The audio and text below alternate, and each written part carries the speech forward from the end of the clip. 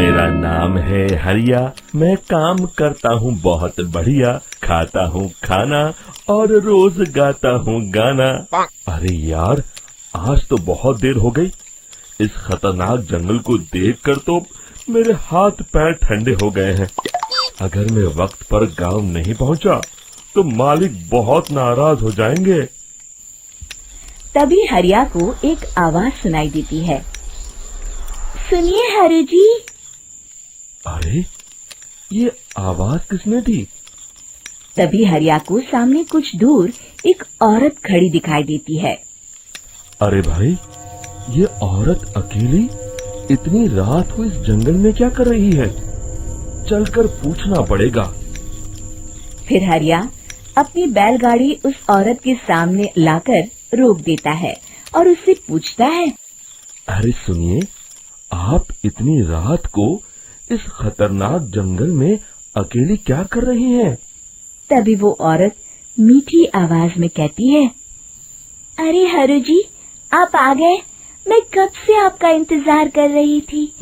वैसे तो यहाँ से काफी लोग गुजर चुके हैं, लेकिन मैं खास आपका इंतजार कर रही थी।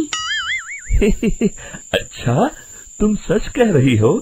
मुझे तो यकीन नहीं हो रहा है। वो क्या है ना, आज तक किसी ने मुझसे इतने प्यार से बात नहीं की। हाँ हाँ हरु जी, मैं सच कह रही हूँ। अब देर मत करिए और जल्दी से मुझे मेरे घर तक छोड़ दीजिए। हाँ हाँ, कौन सी बड़ी बात है, अभी छोड़ देता हूँ। आप मेरे पीछे बैलगाड़ी में बैठ जाइए और मुझे रास्ता बताते चलिए। फिर वो औरत हरिया की बैलगाड़ी में बैठ जाती है और हरिया बैलगाड़ी हाँकता हुआ आगे चल पड़ता है।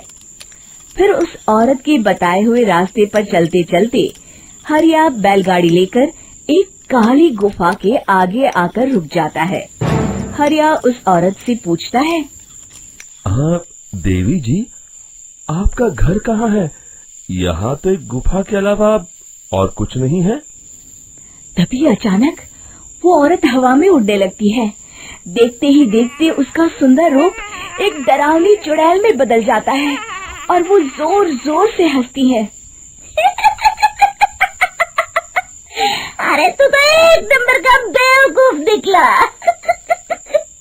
तू तो बड़ी आसानी से मेरी बातों में आ गया।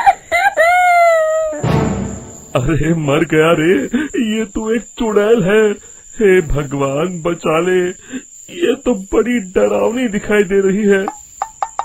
और फिर अगले ही पल हरिया की बैलगाड़ी में रखा सारा सामान हवा में उड़ता हुआ उस काली गुफा के अंदर चला जाता है और वो चुड़ैल भी उस गुफा के अंदर जाकर कहीं गायब हो जाती है। हरिया ये नजारा देख बुरी तरह घबरा और परेशान हो जाता है। अरे, ये चुड़ैल तो मेरा सारा सामान लेकर गुफा में गायब हो गई। अब क्या होगा? अगर मैं गांव खाली हाथ गया तो मालिक मेरी अच्छी खबर लेंगे। मेरी इस बात का कोई यकीन भी नहीं करेगा। फिर आखिर वही हुआ। हरिया के मालिक चंपक सेठ को हरिया की किसी भी बात पर रत्ती भर भी यकीन नहीं हुआ। चंपक सेठ को लगा हरिया झूठ बोल रहा है और उसने ही लालच में आकर सारा सामान हड़प कर लिया है। फिर हरिया को बेईमान समझकर चंपक सेठ उसे काम से निकाल देता है। अगले दिन अपनी दुकान में परेशान बैठा चंपक सेठ गुस्से में बड़बड़ाता है। अरे, दुकान में तो सामान बिल्कुल भी नहीं है। अब मुझे ही शहर जाकर सामान लाना होगा। फिर वो अपनी बैलगाड़ी लेकर शहर चला जाता है। शहर से सामान लेकर जब चंपक सेठ वापस गांव लौट रहा होता है, तभी उसे एक आवाज सुनाई देती है। चंपक जी, ओ चंपक जी। अरे, ये तो कोई मेरा नाम लेकर मुझे पुकार रहा है। फिर उस रास्ते में वही औरत खड़ी दिखाई देती है। फिर क्या था, हरिया की तरह चंपक सेठ भी उस औरत के पास अपनी बैलगाड़ी लेकर जाता है और वो भी उसकी चिकनी चुपड़ी बातों के मुंह जाल में फंस जाता है।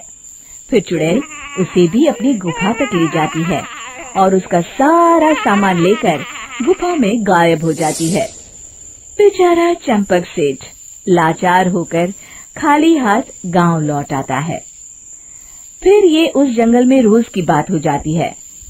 जो कोई भी शहर से कुछ लेकर गांव की तरफ लौटता, वो चुड़ैल उसे बेवकूफ बनाकर उसका सारा सामान लेकर गुफा में गायब हो जाती। एक दिन हरिया एक लकड़हारे को उसी जंगल की तरफ जाते हुए देखता है। फिर हरिया उसे रोकते हुए कहता है, अरे भाई, क्यों अपनी मौत को दावत दे रहे हो?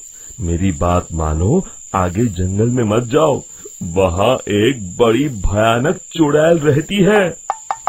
लकड़हारा हरिया की बातों को नजरअंदाज करते हुए कहता है, अरे भाई, मुझे पहले ही बहुत देर हो चुकी है, मुझे जाने दो भाई। शाम तक लकड़ियाँ काट कर शहर के बाजार में बेचना है। तुम अपनी ये कहानी किसी फुर्सत में बैठे इंसान को सुनाओ, मैं तो चला। इतना कहकर लकड़हारा वहाँ से आगे जंगल की तरफ चला जाता है। फिर अगले दिन गांव के मुखिया के घर के बाहर बहुत सारे लोग जमा हो जाते हैं।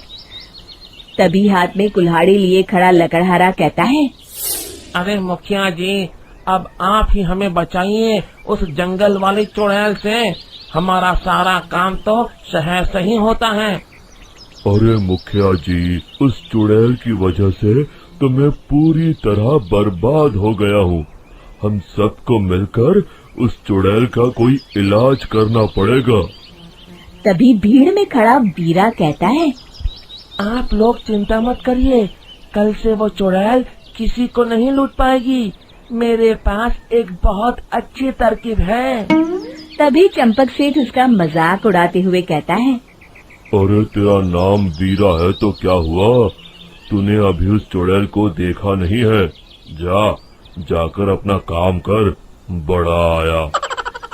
तब मुखिया जी कहते हैं, नहीं चंपक सेठ, मुझे लगता है हमें इस लड़के को एक मौका देना चाहिए। फिर सभी गांव वाले मुखिया जी की बातों से सहमत हो जाते हैं और वीरा शाम को एक बैलगाड़ी में कुछ सामान लादकर उस जंगल की ओर चल देता है। वीरा, ओ वीरा, कहाँ जा रहा है? तभी वीरा मुड़ के देखता है, वही चुड़ैल एक औरत के रूप में खड़ी है। अरे बहन जी, मैं आपको ही ढूंढ रहा था। देखिए, मैं आपके लिए क्या लाया हूँ। हैं? अरे वाह, तो खुद मेरे लिए इतना सामान लाया है। तू ही अकेला गांव में समझदार है। जरा देखो, मैं भी खोल के, बड़े भूख लगी है। जैसे ही चुड़ैल उस सामान पर से कपड़ा हटाती है, एक भगवान शिव की तेज रोशनी उसके अंदर मूर्ति से निकलती है और चुड़ैल अपने असली रूप में आकर जलने लगती है। अरे मैं जल रही हूँ, बचाओ! बचाओ! ओम नमः शिवाय, मर गई मैं! देखते ही देखते वो चुड़ैल राख के साथ उड़ जाती है और सभी गांव वाले भी वहां जाते हैं। शिक्षा बुराई पे सदा अच्छाई की ही जीत होती है।